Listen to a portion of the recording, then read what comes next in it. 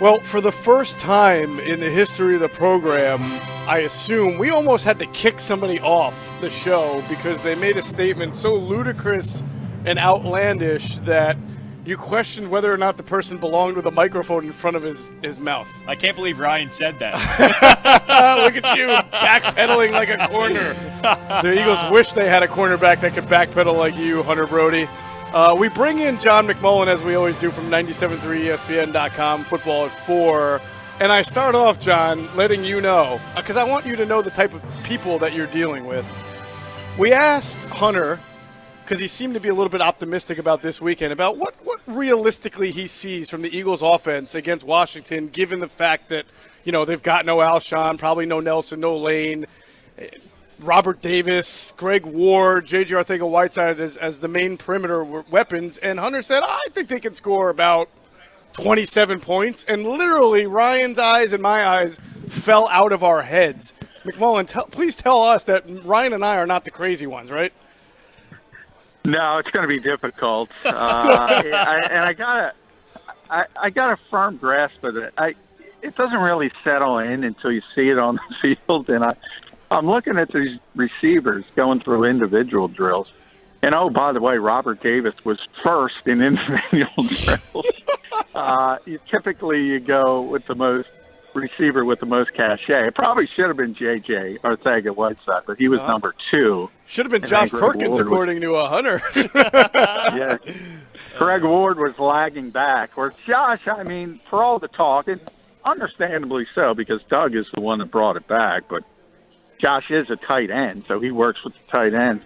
He doesn't work with the receivers, but you see it. I mean, it's Davis, it's Arcega-Whiteside, it's Ward. Those are the only 3 healthy receivers. You might have to go bring up Marcus Green at some point as well. It's pretty clear Nelson Agholor is not going to be able to play. So, yeah, it's a bad situation. There's no way to spin it other than the opponent. The opponent is really bad. So, but they're not really bad defensively. Right. So I think you have to hope for more of a grind-it-out 20-10 type of win than scoring a whole boatload of points. Mm-hmm. So it's funny because the Eagles were criticized last week, and a little bit fairly, for going into that game with just 3 wide receivers. And this week, they just don't have any other choice. That's really the hand that they're dealt, unless, as you mentioned, they call up another wide receiver from the practice squad. But that really isn't like adding another wide receiver, just some guy from the practice squad who's barely been with the team. Yeah, exactly. I mean, it kind of at this point they're cobbling it together. And you mentioned Josh Perkins again, and we'll say it again. And he did play some receiver at Washington, so he cobbled together that way. In the scripted portion, they had Boston Scott outside, so they'll probably do that as well.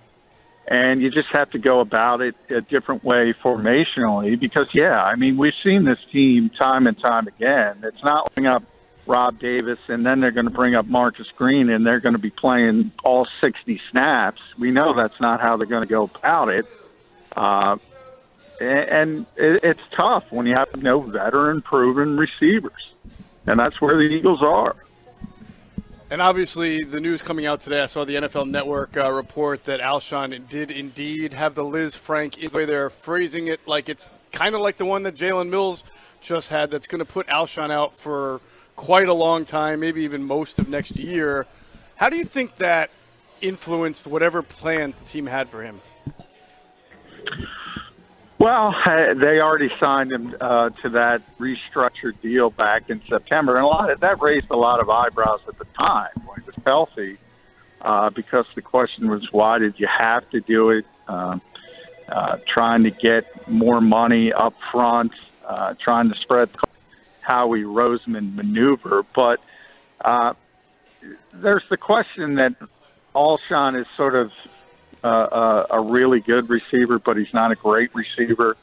So you start talking about labels and wide receiver 1 versus wide receiver 2. And then as you see him play in the season, even though he's by far the Eagles' best receiver and had been, it's pretty clear he was also a declining player in any way, and you're on the hook for that money, or you have significant salary cap implications.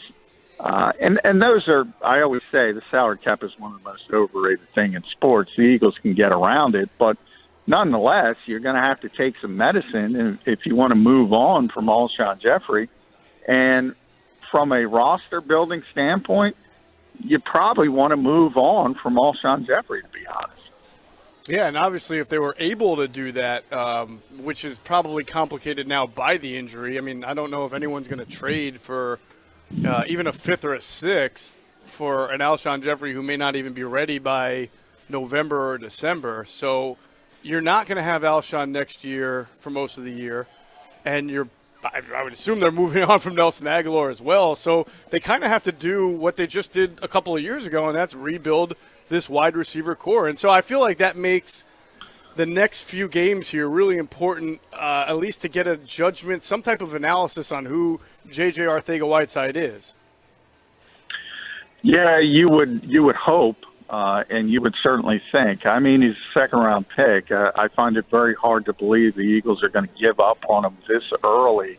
I think you've seen some signs. You could argue that over-the-shoulder catch against the Giants, that might have been the best catch by an Eagles receiver all year. So there's some natural ability you can build on. He's never going to be the most explosive guy. He's not a speed guy.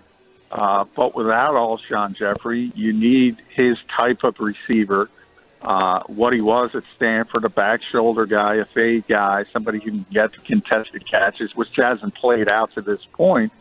But as the game slows down for him, you figure he's going to get better and better. And, hey, Greg Ward talked about it with me earlier this week, his time in the AAF. He's on the practice squad here for parts of 3 seasons, and he still said his time playing in the AAF helped him dramatically, because you know how hard you go in practice, no matter how competitive you try to make it, it's not the same as live reps. So I think JJ has a chance to really improve just from getting those live reps and just from getting to the point where everything slows down for him. Is Nelson Agholor making a business decision, in your opinion? I would if I were him. I don't think he is, though. And I hear what you're saying, but my argument against that is the fact that, well, I've known Nelson for 5 years now. He's a really hard worker, and people scoff at that. But as far as his work ethic, as far as the way he goes about his business, he's always been a professional as far as that part of it goes. Not necessarily has resulted in the efficacy you would want, but it doesn't change the fact that that's who he is as a person. And then the second part is, the only way he could up his profile at this point is by playing and turning this narrative around. He played so poorly. He's at the point where the only thing he's getting completely healthy is a 1-year prove-it deal.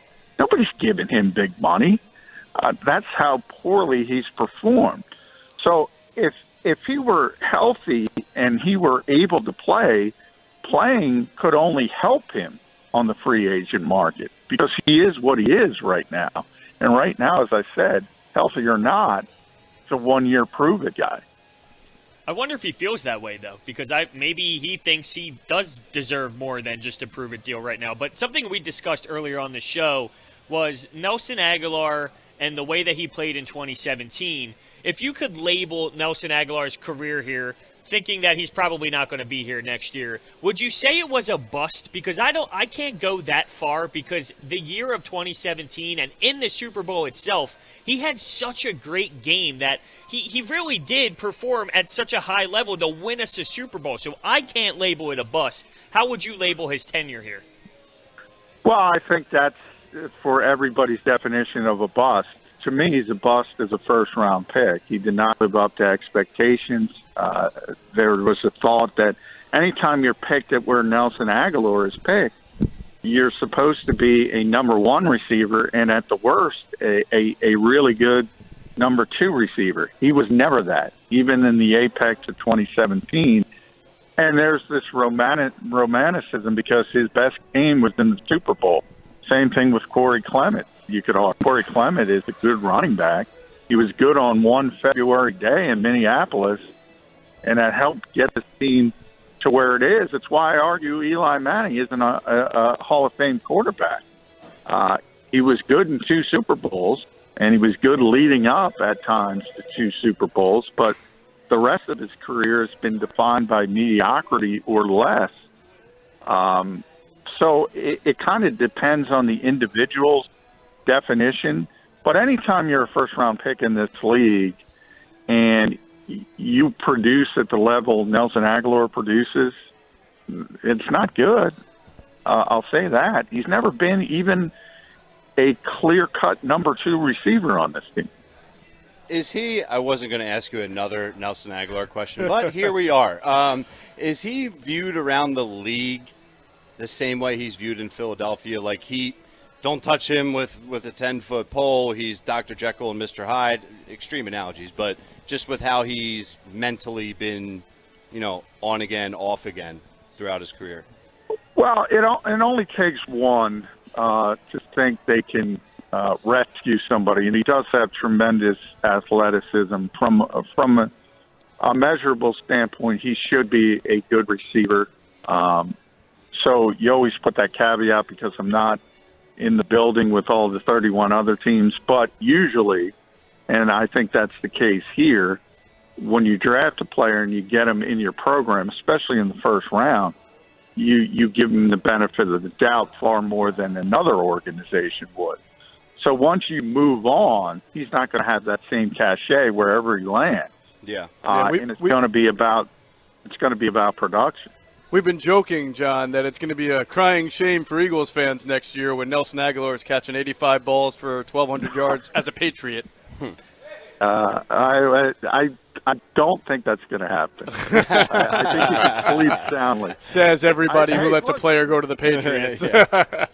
Well, the thing about Nelson is, and the fact that you've seen it here, I mean, you could argue that he's the best route runner on this. He creates the most separation. Getting open isn't his problem. Catching the football consistently is. If he gets over that mental hurdle, is it a mental hurdle or is it a physical hurdle? I happen to think, hands are a thing. And I've seen up close some of the greatest receivers ever, Chris Carter being number 1, who arguably has the greatest hands in the history of the NFL. I mean, that's a trait. Yeah, you add to it by doing all the hard work and practicing, but I do believe there's a natural part of it as well. And some guys just have great hand-eye coordination, and Nelson's never going to be a great catcher of the football, and that's not good for a receiver in this league. John, how does Doug play chess, not checkers, this weekend? And we talked a little bit about this earlier. Being, Jeff brought up the point that the Redskins could potentially press up, against the receivers, play aggressive, make them beat you, and just kind of do what they do best. But on the other hand, is Doug going to have an aggressive pass call? Do you think he's going to use Boston Scott and Miles Sanders on the field at the same time? Like, is there an opportunity from your standpoint that Doug can win the game with his play calling? I'm not going to suggest he can lose it, but just an opportunity to really win it. No, I think if anything, he's got to roll it back even more because that's what we're talking. We're talking about the receivers that are, one of the issues is why JJ hasn't gotten on the field per this coaching staff is that he doesn't quite understand the full scope of the offense yet. And then you have Greg Ward and Rob Davis, who's just brought up today. So, yeah, you're not opening up the playbook further than it was with veteran players. And that's one of the issues of why they haven't gone full bore with Miles Sanders once Jordan Howard went down, because he's got some issues as far as being in the right spot at times.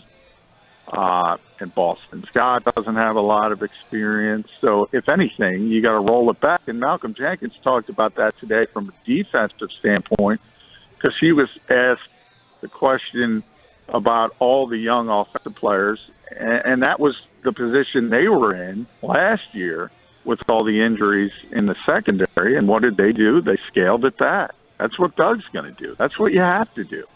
So people can criticize him, but that's just being realistic. John, I had put up a video on our Inside the Birds YouTube channel of Greg Ward after the game. Not for two reasons. One, I thought what he had to say about the long journey to get where he's now was very interesting and compelling. Obviously, people have wanted to see him play a lot sooner, but I think the video also served as an example of why we haven't seen a lot of Greg Ward sooner. And what really struck me, and just talking to him after the game, he was shirtless. He had a towel around his neck, but he's a very small guy. I mean, and I don't just mean like he's not 6'2", but he's kind of diminutive in even stature. He's not bulging biceps type guy. He's not. No, I know what you're saying. He's like Boston Scott is a short guy, but he's got really strong arms and bulging biceps. This guy looks like he could just be walking down the street and you would never think he's an NFL player. And now he has to play a lot of snaps. And again, they're so thin at receiver.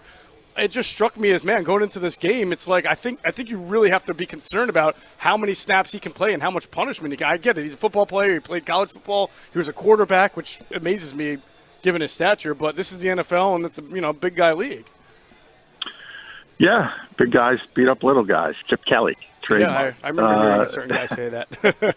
Do you have a concern, though, about him even being able to hold up in an accelerated role? I think that's why Rob Davis is here. That's why he's up. That's why he got promoted, because he's 6'3", he's 215, and you're trying to replace not only, at least from a physical perspective, some of what Alshon Jeffrey gave to this offense. And Alshon's a very big receiver. And that's what got him the nod over Marcus Green and Mark and Michelle.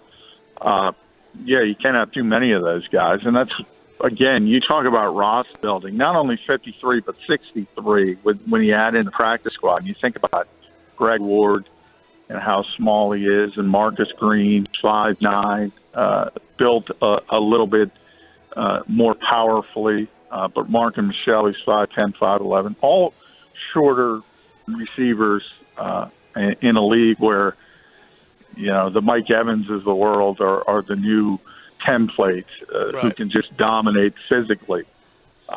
Eagles don't have that. And you tend not to get that on the practice squad in December. So that's not weird, but you'd think of it, you go all the way back to training camp, and there was a receiver, Rutgers product, named Carlton Aguadosi. He was that type of guy, 6'6". Yeah. Just a monster of a human being. And say, why don't you bring him on the practice squad? Why don't you have different templates? I think it's one of those little things. Now, by no stretch of the imagination am I saying Aguadosi would be a great player or be great for this team. But to me, it's just like, you have to build the roster with this in mind and say, well, if we need this, we have this. If we need this, if we need a shifty slot receiver, we have Greg Ward. But if we need a big outside receiver, we need a different template.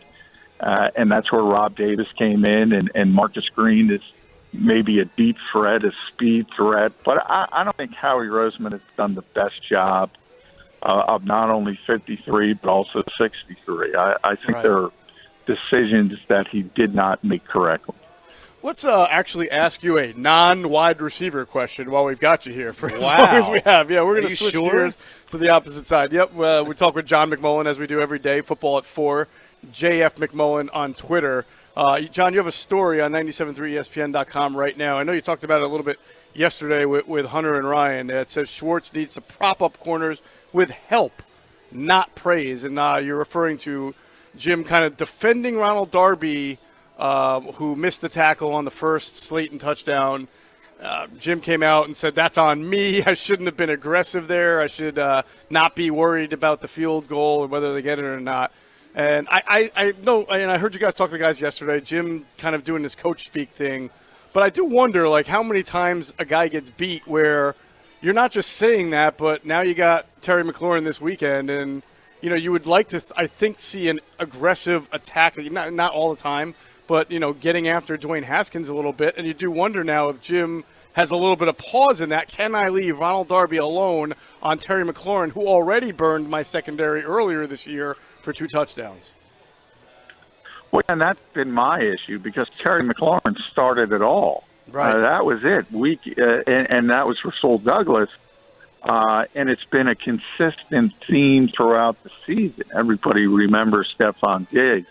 Everybody remembers Devontae Parker recently, and now Slayton as well. I mean, it's not like this is a one-off or a worst-case scenario. This has been a consistent issue for basically all of the Eagles' outside corner.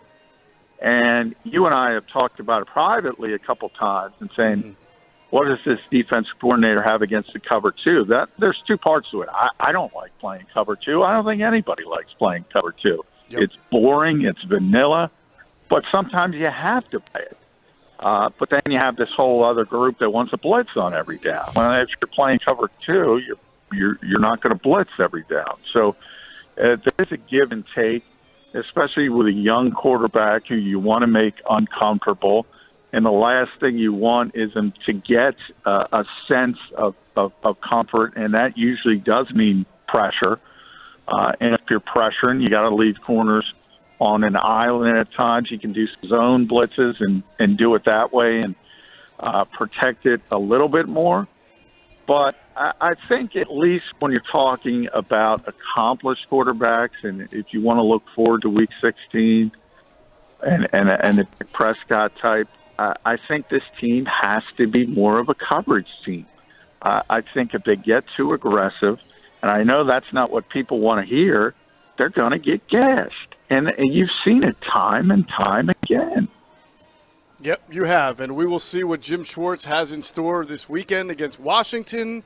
That is our John McMullen. He joins us every day on the Sports Bash. You can catch him on Twitter at JF McMullen. You can read his work at 973ESPN.com. And, of course, he's always on Thursday nights, too. Countdown to Kickoff. John, you'll be on with Tony Bruno tonight? That's right.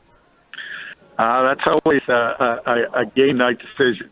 Oh, game time. Are you at a stalemate? Load management for John. I definitely need a load management day. Yeah, well, you got another couple of weeks, bud. So buckle up for a stretch run here. Thanks for joining us, John. We'll talk to you again tomorrow. All right. Thanks, guys.